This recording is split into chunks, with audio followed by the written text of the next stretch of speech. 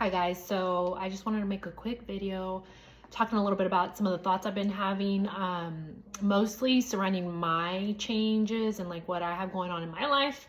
As some of you may know, I've been sharing that I'm like going through a whole like reinvention of myself, and that means like a lot of changes overall in my entire lifestyle, my way of thinking, what I'm prioritizing in my life. So just to give you a little bit of background, last year I actually decided we own a business, and for those of you who don't know, I've had a business with my husband for 7 years, and we did food. And last year, we made some pretty big decisions regarding our business. Last year, I had actually stayed home. It was the first year where I stayed home full time, where I wasn't really doing much work. I was helping my husband on the side, and only doing like one farmer's market. But most of the time, I was at home. And so my husband kind of took on the brunt of the business and did a lot of the stuff by himself. And that was a lot to kind of deal with and take in for us. But also, if you're in business, then you know that last year was a really tough time for businesses, and still is really. There was a decrease in business, at least for us, with all the markets that we were doing. For how hard my husband was working, we were down enough to really make us reconsider, like, do we want to keep doing this? Do we want to be in the food game? Do we like what we're doing? Is it worth the money for us to commit our time into this business for another 7 years? We've been doing this for 7 years. And we really had to reevaluate. Mostly in the winter, we usually like will do our planning. And in the winter, this last winter, we were trying to decide, do we want to keep doing this? And we ultimately decided that like, no, we're done.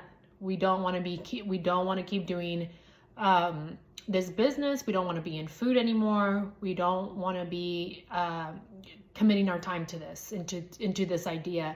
Which, if you know anything about starting a business, or really anything, any project that you take on your own, I guess even as someone who's an employee and has a long career, when you start considering whether you can change it up or you should leave it behind and move on, it's kind of a tough time, right? You're making a big decision for your life, and then all of a sudden you're making changes that you're not used to doing. You're doing things that you're not used to doing anymore. So, if that makes any sense. So when we made that decision, it was kind of like, really, we felt like, or at least I felt like I did over 7 years ago when I left a career that I had to start the business with my husband. That was really eye-opening, kind of a big challenge for my mind. When you go from being employee to business owner, that was such a big change for me. Even just like for not necessarily just what you do with your time, but also like your persona, who you are as a person. All of a sudden you go from, I'm an employee working for a brand or a business that already has an established identity, I'm just working behind it, to I'm creating my own identity, I'm creating my own brand, and it's representing who I am. And at the same time, I'm reinventing myself to create this actual brand. So that was 7 years ago. And now when we made the decision to move on from it, it's also now so like mind blowing, right? We're like going through this like shift in priorities. We're going in a shift of we used to do this every year in April or May, and now we're doing something else. And a lot of that something else it's not even clear, because we don't even know where we're going from here.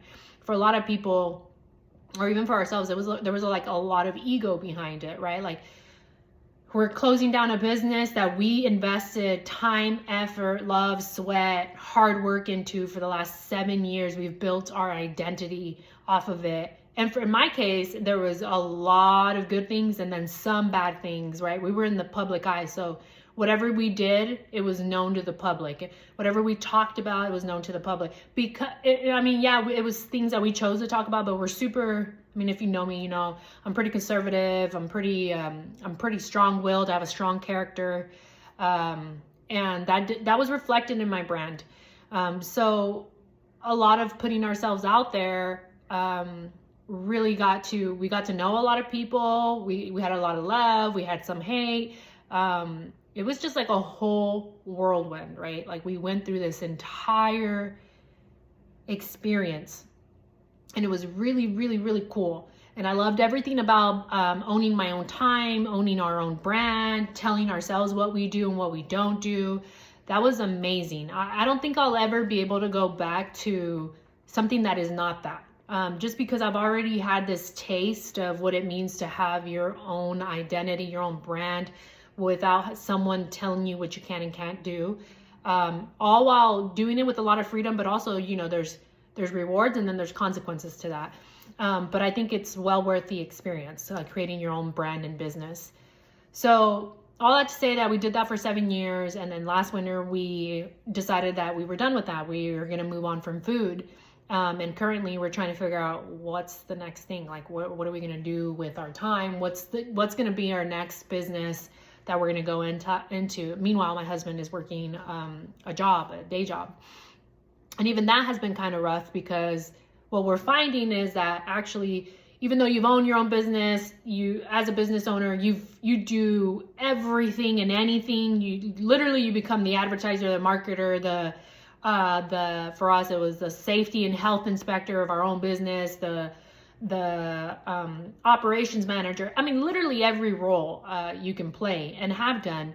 When you go to look for jobs, people, I don't know, it seems like people kind of see that as a bad thing. They don't really want you having the ability to think on your own and come up and be bright and have these ideas, because really they just want you to play this role and they don't want you to be outside of that role. And I mean, that may not be the case for all businesses and all places where you're trying to find a job, but it seems to be the case, at least for right now, in this kind of landscape and environment where businesses are making cuts. There's people just trying to make it as a business. They're financially trying to figure it out. They're not hiring on a lot of people, or if they are, they're cutting hours. At least in the type of businesses we've looked at for jobs. And so anyway, my husband landed something and he's been doing that for a while. But meanwhile, we're like, what's the next for us? Where are we going with this?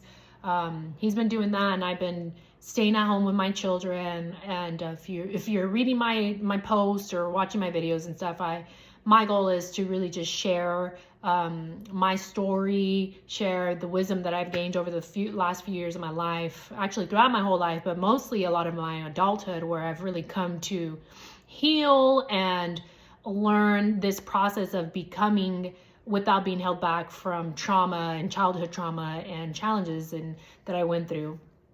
And I think that, trying to figure out this next stage in life has challenged me the most, even more than when I was a foster kid, more than when I was like going to college and trying to figure that out, because really I didn't come from a family where we're all college graduates and stuff like that. Really just trying to figure out this next phase in life. But I do feel like this next phase in my life is easier, even though it seems to be, to most people, it would probably be like, well, it's kind of hard. You left your business, you don't know what you're going to do next. It is, but in many ways it's easy because I have all the choice and ability to mold myself into whatever it is I'm going to be wanting to do once I do make that decision, right? Once my husband and I do decide what we're going to move into next. It's beautiful to be able to reinvent yourself at any point in your life. And I think that's one of the most beautiful things to experience as a person and being human, is that we get to reinvent ourselves at any time, really. When we make the decision that we want to change and that we want to become something new, you can change in that instant.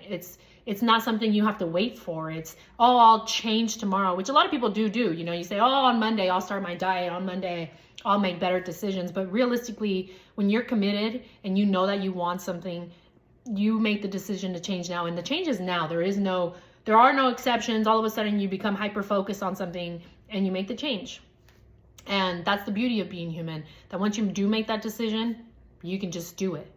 So for me, one of the things I'm trying to do as I reinvent myself and go on to completely rebuild my identity again, after I've been committed to being the business owner I was for 7 years, now that I've made that decision to say, I'm not that anymore, I'm going to become something else, I'm in this state of transition where I'm like, okay, what does that something else look like?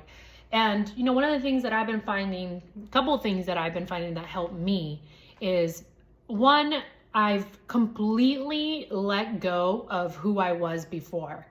Like the last 7 years of my life, I wrote about it in my journal. I thanked God for that experience. I wrote down the lessons that I've learned, the skills that I developed over the last 7 years. And for my husband, I feel like it was harder because he was the one that came up with the idea. And then he was the one who risked it all really to start it and make it come to fruition. Whereas he started it, he was dead set, hyper focused, and I jumped in on it and supported him 100%, and then it became an us thing. So I feel for him, it was definitely way more emotional.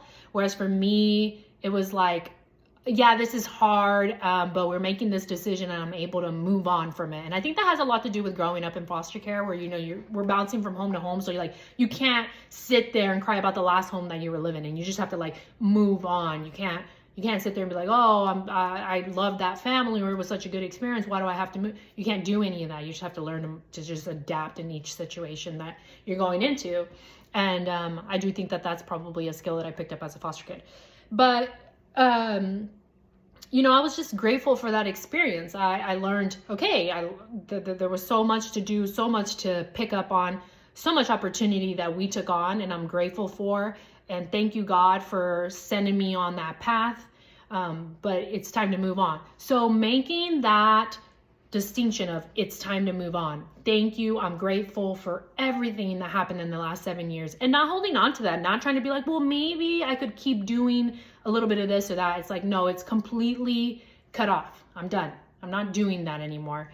It's a hard cut off.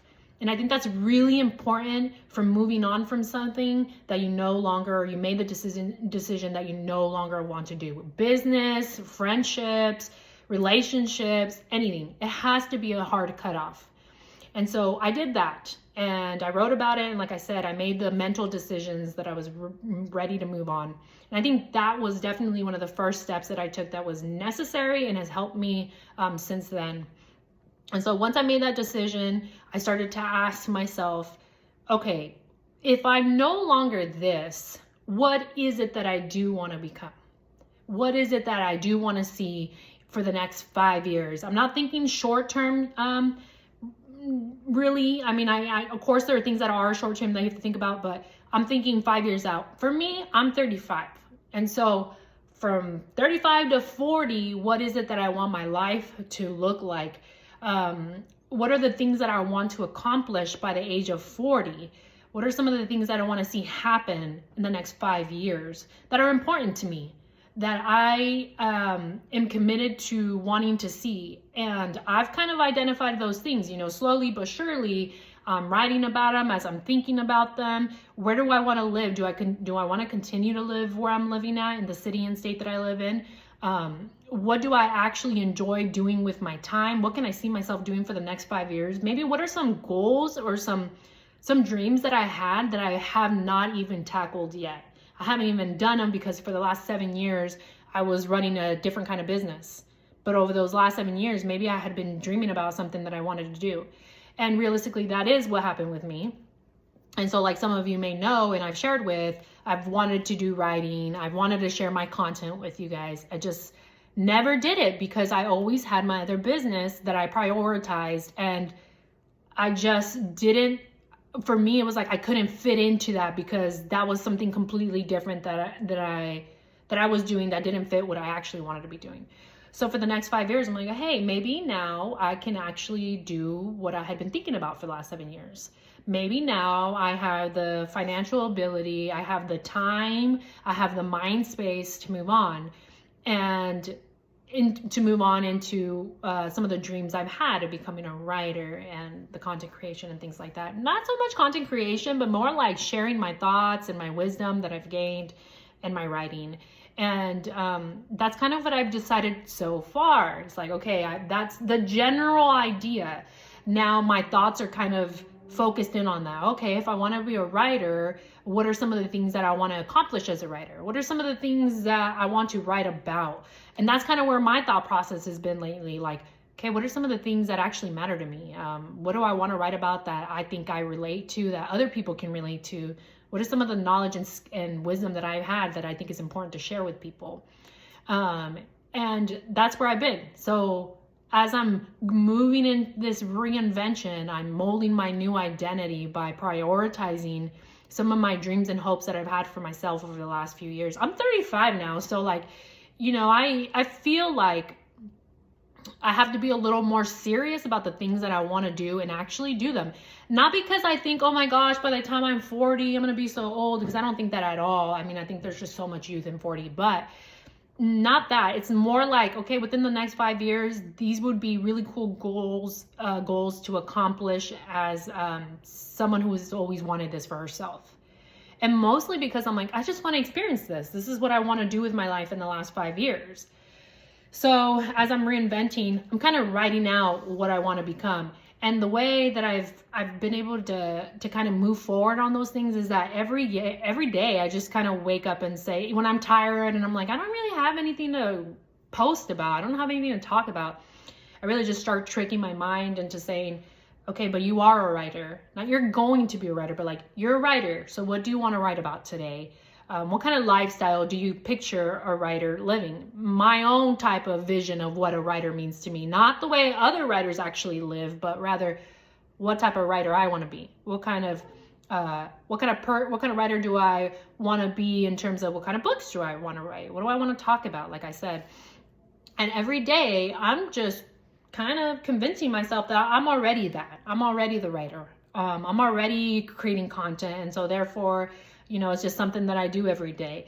My daily activities kind of surround what it means to be this person that I want to be. So that's just one small aspect of my reinvention, right? Like, what's my career? What am I going to be doing with my skills? How am I going to be applying that? But also, my reinvention is also a part of my roles are also a part of my reinvention. So like, motherhood and being a wife to my husband, those are two key roles that I play that are really important to me. Those are the things that matter to me. My family, when I say my family, I mean my children and my husband, the home I'm creating for them.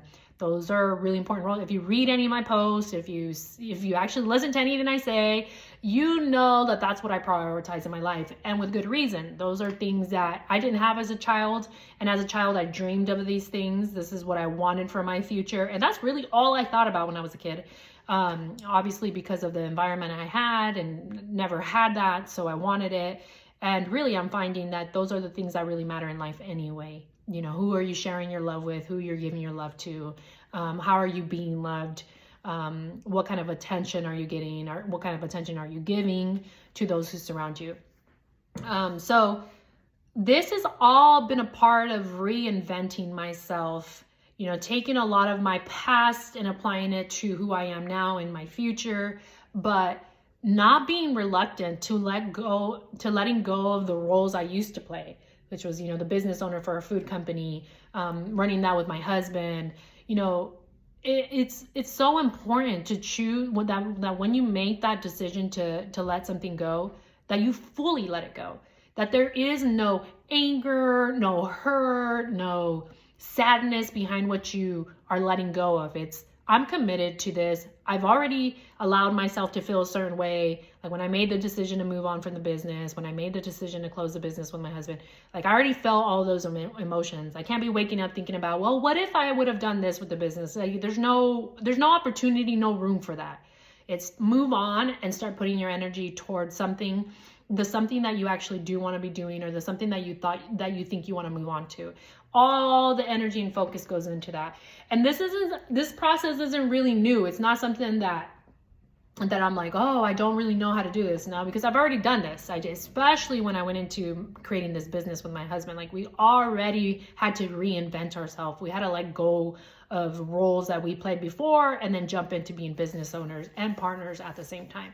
So that is something I've experienced before, but as I go into this new reinvention cycle, it's just a little different, because now I'm actually having to think about what I want to become and be very purposeful about my reinvention, but also letting God lead the way.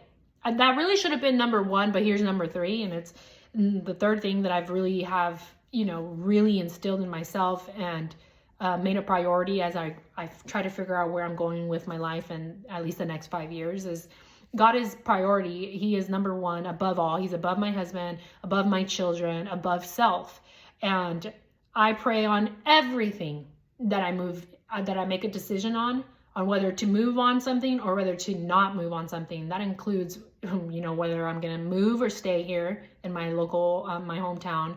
What kind of business? If I'm actually going to become a writer, I want it to be blessed by God. I want him to, and I do know that it's blessed because it's been years that the Lord has put this on my heart, and he's put this on me. And every day I was waking up with the same thoughts, and I'm finally acting on it. I'm no longer Jonah. I'm not running for things, but I'm trying to act and be obedient to God, because I ran from him on this particular subject for 7 years. And so now I've said, I don't want to do anything. And I mean, I feel like I was this way before, but even if I was committed to asking God for guidance, it feels like maybe I just wasn't as obedient as I thought I was. Not to say I wasn't, it's just I had to be more obedient. And that's where I'm at with it right now. Like, I don't even want to get an idea and think I should run. Like, I want to be 100% that God is with me, and that is where God is leading me. And so I've committed myself to making sure I'm reading my Bible, I'm writing and speaking about God in every which way that I can, and that I'm listening, that I'm actively listening to my thoughts. I'm actively listening to any people or signs that God sends my way. Just being super intentional about being obedient to God. And that, like I said, is actually the most important thing on this new reinvention cycle that I'm in. That I don't want to live a life where I think I'm fulfilling some desire in me, and it's my own thought, it's my own way of thinking, it's what I think I want, and to find out that I actually followed the wrong path because I was giving into my own desires rather than what God was asking me to do with my life. And I just don't want to live like that anymore. I've lived a lot of years like that when I was younger, and then it just never turns out right. Like, it never turns out fulfilling or peaceful or meaningful. And whenever I do obey God, and whenever I do try my best to be a good daughter to him, I just always end up doing better. Everything always ends up right. Like, you just end up making and feeling like everything's just better. It's like, what is there to say besides your life is just better when you're obedient, because God knows what is good for us and he knows what is right for us. And it's never to lead us down the wrong path. No matter how much I doubted myself on leaving and closing up the business that I had for the last 7 years, a few months later, I can see why God led me down this path with my husband. I can see why he told us it's time to close it up. It's time to be done with that. It's time to move on. And it's because when we asked God to be his soldiers, when we asked him to serve his purpose, there were things that he needed to close in our life that we were done with in order for us to move on with other tasks that he had for us. And so it took a lot of putting the ego aside. It took a lot of praying, a lot of crying, a lot of reassurance. I don't know how many times I prayed and asked God, please God, send the sign, let us know that this is the right decision to change, to not do this anymore, to move on. And God did just that. And so I'll just close it up with saying, like, if you're struggling and if you're going through something like I'm going through right now, and you're just like, I don't know if this is right. For me, the answer is always like, get down on your knees, ask God, pray to God. And once he gives you the answer, don't doubt. Don't doubt, just move on. Just do as he asked. And just do what he says, because our heart knows. We know what Jesus and God is saying. We know what they're saying. We know what God is saying. And just move on that. And don't be afraid. Don't be afraid, because it's going to be better for you anyway. I'm a living testament to that. And I'm going to keep sharing my reinvention, my going through this new phase in my life with you guys. But just to share some of the thoughts I've been having around this, I'm hopeful, and I'm praying that God is leading me in the right path, and that I stay committed to listening to him and doing as he asks, no matter how hard it is for me. I know that great things await me. And so anyway, if you have any thoughts, you're also going through this, let me know. DM me or drop a comment or whatever. I'd love to talk about this with you guys. Anyway, have a great one.